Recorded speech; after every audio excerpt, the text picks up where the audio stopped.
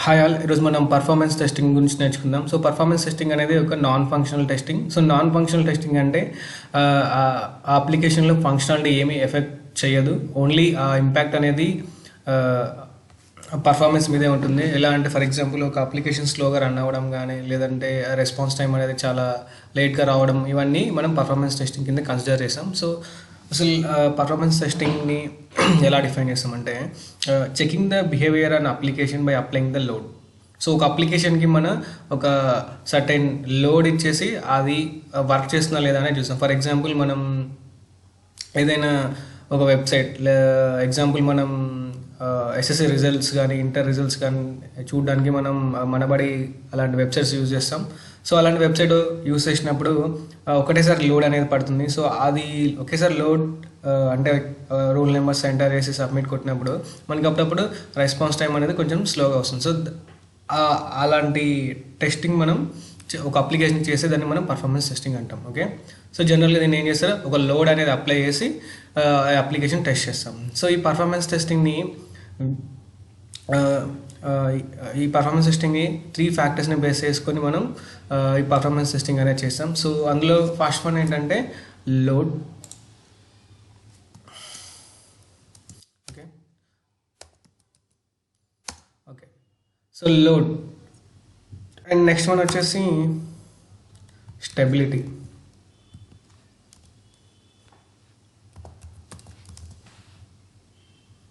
And third one వచ్చేసి response time. So ఈ 3 ఫ్యాక్టర్స్ని base చేసుకొని మనం పర్ఫార్మెన్స్ని డిఫైన్ చేస్తాం, ఆ అప్లికేషన్ యొక్క పర్ఫార్మెన్స్ ఎలా ఉందనేది. So first load. So load అంటే మనం జనరల్గా ఏం డిఫైన్ చేస్తామంటే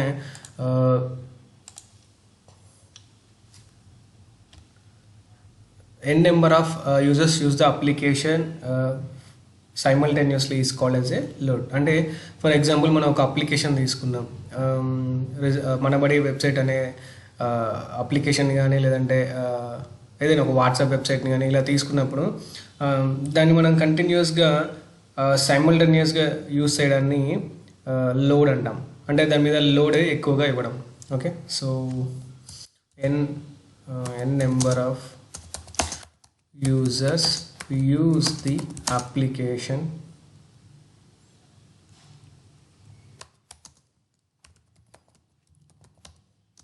simultaneously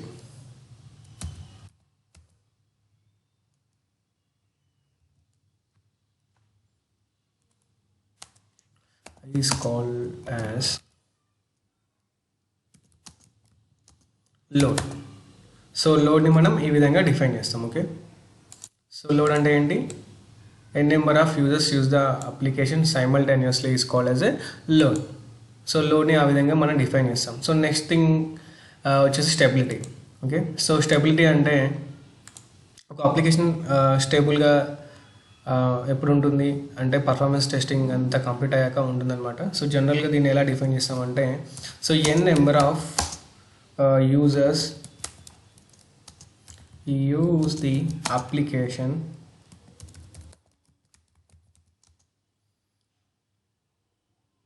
simultaneously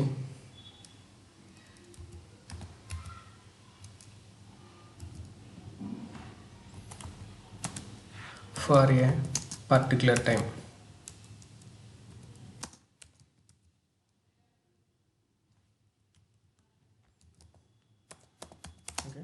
For a particular time or particular period of time.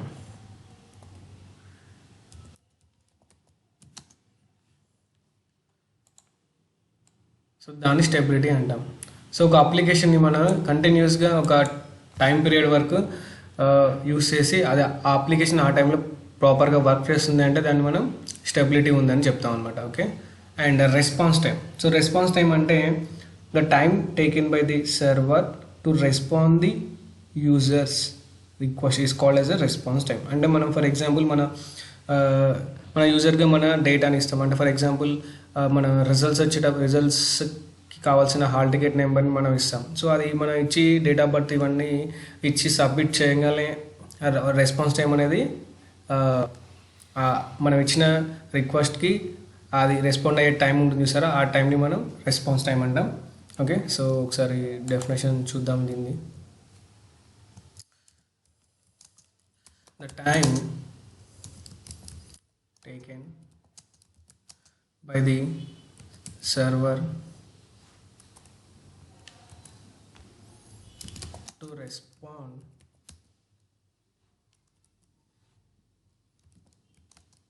the user is called response time.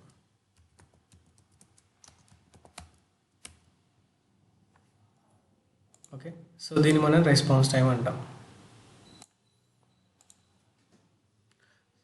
For example నేను ఇక్కడ ఒక అప్లికేషన్ తీసుకుంటున్నాను.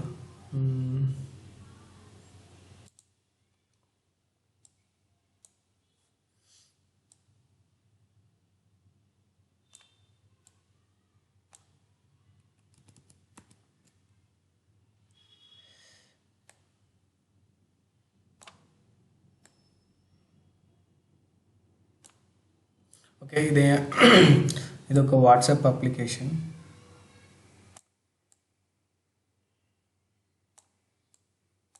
ఓకే, సో ఇప్పుడు దీన్ని లోడ్ టెస్ట్ ఎలా చేస్తామంటే, ఫర్ ఎగ్జాంపుల్ మనం నార్మల్గా సింగిల్ యూజర్ ఉంటాం. సో సింగిల్ యూజర్ ఉన్నప్పుడు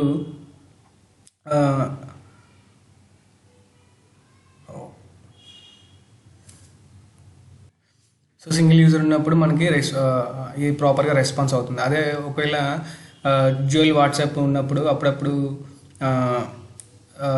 ఈ వాట్సాప్తో పాటు వేరే అప్లికేషన్ కూడా యూస్ చేస్తే అప్పుడు ఏమవుతుందంటే ఈ వాట్సాప్ పర్ఫార్మెన్స్ అనేది ఎలా ఉంటుందనే టెస్ట్ చేయడం అనమాట. సో ఇక్కడ నేను వాట్సాప్ అప్లికేషన్ తీసుకున్నాను. సో ఇప్పుడు దీని మీద సింగిల్ లోడ్ వేసాను, అంటే ఒక పర్సన్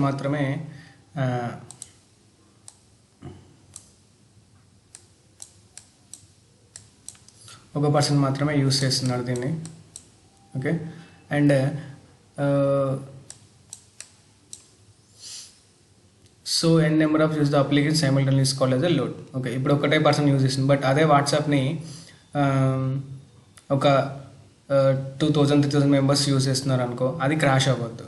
సో అలా క్రాష్ అవ్వకుండా మనం ఒక లోడ్ అనేది ఇస్తామన్నమాట. ఫర్ ఎగ్జాంపుల్ మనం ఈ వాట్సాప్ అనేది ప్రపంచంలో చాలా ఒక మిలియన్స్ మంది యూజ్ చేస్తున్నారు. సో యూజ్ చేస్తున్నప్పుడు ఈ అప్లికేషన్ అనేది ఎక్కడ కూడా స్ట్రక్ అవ్వడం కానీ లేదంటే రెస్పాన్స్ ఇవ్వకపోవడం కానీ ఏం జరగట్లే, అంటే ఆల్రెడీ దీని మీద లోడ్ టెస్ట్ అనేది జరిగిందనమాట. అండ్ ఇంకోటి, ఫర్ ఎగ్జాంపుల్ మనం ఫ్లిప్కార్ట్ కానీ అమెజాన్ కానీ డీల్స్ వచ్చినప్పుడు, ఫెస్టివల్ ఆఫర్స్ వచ్చినప్పుడు ఒకటేసారి యూజర్స్ మొత్తం లాగిన్ అయ్యి పర్చేస్ చేసుకుంటారు కదా. సో అప్పుడు కూడా మనం ఆ అప్లికేషన్కి పర్ఫార్మెన్స్ టెస్టింగ్ అనేది చేస్తాం.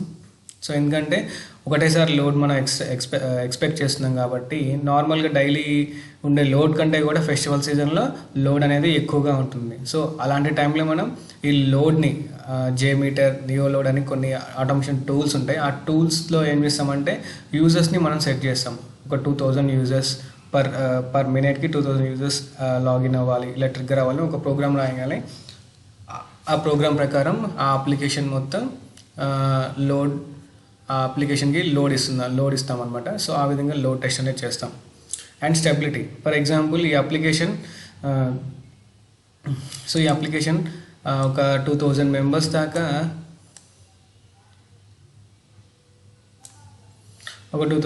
దాకా బాగానే ఉంటుంది. దాని తర్వాత క్రాష్ అవుతుంది. సో అలా క్రాష్ అవ్వకుండా మనం ఒక స్టెబిలిటీని మెయింటైన్ చేయాలి. ఫర్ ఎగ్జాంపుల్ ఈరోజు డీల్స్ ఉన్నాయి, ఫ్లిప్కార్ట్, అమెజాన్ డీల్స్ ఉన్నాయి. సో అప్పుడు ఏం చేస్తామంటే ఈ 2 days దాకా కంటిన్యూస్గా ఎంతమంది ఆ వెబ్సైట్ని యాక్సెస్ చేసినా కానీ ఆ వెబ్సైట్ అనేది క్రాష్ అవ్వకుండా మనం చూస్తాం అనమాట. సో దాన్ని స్టెబిలిటీ అంటాం. ఇక్కడ ఏమన్నాం, number of users use the application simultaneously for a particular period of time.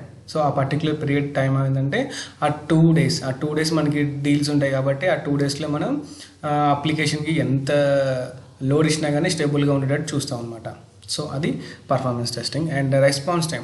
So ఈ రెస్పాన్స్ టైం కూడా ఏంటంటే ఒక యూజర్ వచ్చేసి కావాల్సిన ప్రోడక్ట్ని సెర్చ్ చేసుకొని యాడ్ చేసుకొని అండ్ పేమెంట్ కూడా ఈజీగా చేయడానికి యాక్సెస్ ఉండాలన్నమాట. అలా ప్రాపర్గా రెస్పాన్స్ అయ్యేటట్టు మనం ఈ అప్లికేషన్ని పర్ఫార్మెన్స్ టెస్టింగ్ చేయాలి.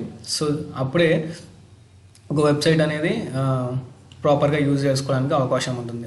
పర్ఫార్మెన్స్ టెస్టింగ్ మనం చేయకపోతే ఏమవుతుందంటే మనం యాడ్ చేసిన 10 మినిట్స్కి 20 మినిట్స్కి అలా పేమెంట్ అయిపోయింది అనుకో, సో అప్పుడు అది కరెక్ట్ ప్రాసెస్ కాదు. సో దానివల్ల మనం చాలా ఇష్యూస్ ఫేస్ చేయాల్సి వస్తుంది. సో అందుకే మనం అప్లికేషన్ ప్రొడక్షన్లోకి రిలీజ్ చేసే కంటే ముందు కూడా మనం పర్ఫార్మెన్స్ టెస్టింగ్ అనేది చేస్తాం అనమాట. ఓకే, సో మెయిన్గా ఈ 3 ఫ్యాక్టర్స్ అనేవి ఇంపార్టెంట్ పర్ఫార్మెన్స్ టెస్టింగ్కి. సో పర్ఫార్మెన్స్ టెస్టింగ్ అనేది ఎప్పుడైనా మనం కన్సిడర్ చేసేటప్పుడు ఈ 3 ఫ్యాక్టర్స్ని చేస్తాం. So load, stability, response time. Okay, so thanks friends, thanks for watching.